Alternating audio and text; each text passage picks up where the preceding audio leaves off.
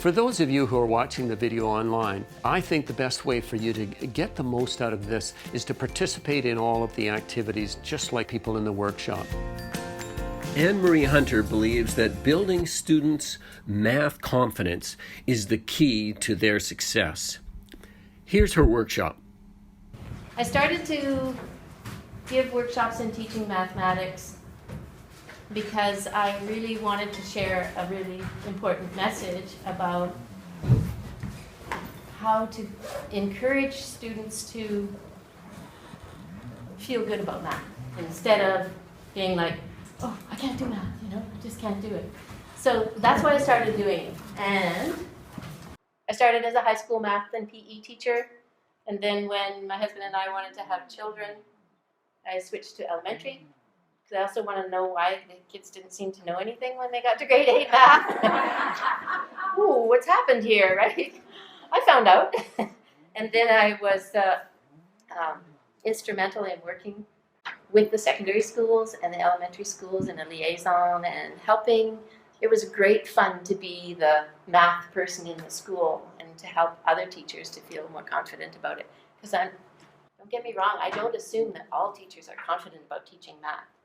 Because I know you probably went through an experience in school where you were either made to feel like you're not very good at it, or you were really good at it so you didn't do anything, right? One of the things that inspired me to get going was Trevor Calkin's Mastering the Basics program. And the reason why I wanted to share is because his program called Power of 10 has this Mastering the Basics section that does exactly what this workshop is about. It builds student confidence. Instead of making them feel like, oh, I don't know, I'm worried about this, and I come into math class and I don't know what the teacher is going to say, and I feel like I'm going to be expected to do something that I can't do, and then I'm going to be made fun of, or I'm going to be compared to other kids, This whole section is like an individual thing that you can do with students. Reasons for building math confidence. As you can see, I've identified that math can be a huge source of anxiety. How many people have experienced that, have seen that, either in your own life or with students? Obviously, right? Sometimes they're made to feel that they are destined to fail. Parents do that, don't they? It's okay, I was never really good at math. How many times have you heard that? And you're like, don't say that. So your efforts in the classroom to reduce math anxiety can alter students' attitudes towards their own abilities and create success. I always try not to read the slides, but it's so hard. So have you ever met some people who say, oh, well, math is not for everyone. Not everyone's going to be able to do it. I certainly have. And I think it's just one of the biggest things that gets in the way of kids feeling like, yeah, I can. I had one year, had a girl, I taught grade 5 and 6 most of the time, and I had a girl in my class at the beginning of grade 5 who was like, nah, well, you're in the right place then, because I love math, And I was always upbeat about it, and she just accepted the Mastering the Basics program so beautifully. And by the end, at the end of grade 5, she was way more confident. Then she stayed in my class for grade 6. By the end of grade 6, she was standing up and telling everybody, you know what, at the beginning of grade 6, you know what, if you're not feeling very good about math, by the end of this year, you're going to be so good at it. And it was wonderful, to have that testimonial towards what could happen in a math classroom. So communicating to your students that you believe everyone can do math motivates them to do their best. And work on creating hands-on, meaningful learning environments to engage students. Not, okay, here's your textbook, I'd like you to do page 49 to page 56, And they're like, okay, head down, silence. It's not how math should be taught. Really, it's not. You need to engage students in mathematics. It's a lot easier to do that these days, I think. Mostly you don't have a classroom of 4 grades because that would be a little bit hard, but I don't think it would be as hard as some people think, because if I was teaching 4 grades, we'd all be doing the math together anyway. We'd be working on the basic skills, and you'd make whatever the higher grades needed a little bit more difficult, but it would all be instruction and talk together. This is kind of an interesting thing, because sometimes, especially as an early career teacher, you start to think, I need to know everything. But I like the last line. Now I teach children. not math. I accept the fact that I can only succeed partially with some of them. People used to ask me, what do you teach? And I would say, kids. I teach kids. Whatever subject is available to me, I teach kids. If that's your first focus, it becomes a lot less difficult. You're not thinking, I have to know everything about this subject.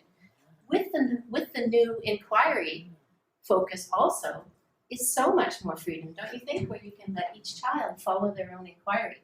And really what you're doing is you're teaching learning. You're teaching kids about learning. You're giving them the opportunity to be learners. And you don't have to prescribe everything along the step, every step along the way. It's easy for you to just show your belief in them and let them go with it. So the second part of this is my own personhood. Of that word, my own personhood. Who I am has, I can't say this word, I tried to say it last night, educatable value. When I didn't need to know all the answers, I seemed to have more answers than when I tried to be the expert. You know, just being who you are and telling kids about yourself and letting them tell about themselves. Is this about math? Yes, it is. It's about creating a relationship with each student. So, a youngster who really made me understand this was Eddie. I'm sure you've read it already. It's because I like myself when I'm with you, he said. That's why I'm doing so much better. And it's not that you have to be their friend, it's that you make the setting in the classroom a place where they feel comfortable and their confidence is being built. Would you turn over your extra handout, please, to that? Because I'd like you to take part in an activity that gets you moving. And you'll notice that some of the things we're going to talk about have to do with creating a space in the classroom where students are helped to feel confident about math and helped to feel like, yes, I like this. So that's the whole deal, all right? So on the back, you'll see that there's something called an appointment clock. And I had a lot of fun with appointment clocks in classes and helping students to, first of all, work with students in the class that they wouldn't normally work with. You know what happens when you say, would you find a partner? And the students go to whoever they're always with, and then they never get a chance to actually talk to someone else or get a chance to share their ideas with different people in the classroom. It's all about building relationships, and it's all about helping students to feel like they belong there and they can actually share what they know. Okay, so you'll notice that there are 2 copies of this, so it's okay for you to write on this one.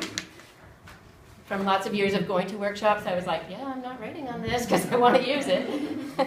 So, 1, 2, 3, 4, 5, 6, 7, 8, 9, 10. Perfect. Would you please, and we'll just do 2 of the appointment times. We'll just do 12 o'clock and 6 o'clock because we won't need 4. Would you please go or stand up and, when I finish, stand up and go around the room and find someone else who could be your appointment person. So how I normally do this in my classroom is I tell the students, we want to make this very formal because we're going to use this throughout the year to help you to work with different people in the classroom. So I'd like you to go up to someone and just say, excuse me, do you have a 12 o'clock appointment? You know, we want to make this as formal as possible. And then in response you would say, oh no, I don't. Really, it's quite free. Can you see? There's nothing in that time. Oh, great. Could you put my name on your 12 o'clock appointment and I will put your name on mine? And then, you know, you can imagine how the kids are just like so thrilled to be doing this. So this is what I want you to do. And you can choose whatever accent you want, just to ham it up a little bit, have fun with it. And like I said, just 2. So you go around. Does everyone understand? You're going to have someone else's name on your appointment. They're going to have your name on theirs. Okay, go. I put 12, 3, 6, 9 on the board. And then when we use one of them, we just check it off. And you can say, okay, which one should we use today? You know, and let the kids have the choice. Let's do 12 o'clock. Okay. So would you please meet with your 12 o'clock appointment? And they just love it. They don't have to carry on with the accent, of course, for everything that they do, but they know that person, they get to have done things with them before, and it's like a little group within the classroom.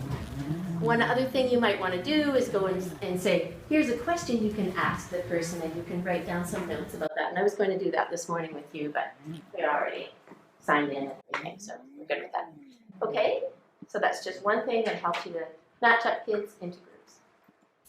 I made up a set of games called Excellent Equivalents. They all have different colored neon cards. There are a few games that you can play with them. With these, that's on the wiki, all the games. And my grandson, who's in grade 1, going into grade 2 actually, who's in grade 1, comes over and says, Grandma, can we play Excellent Equivalents? He loves it. He just loves it. And he, of course, he has a sheet that has the answers that he looks at, but as he's looking at it, he's going to remember that later, right? Right?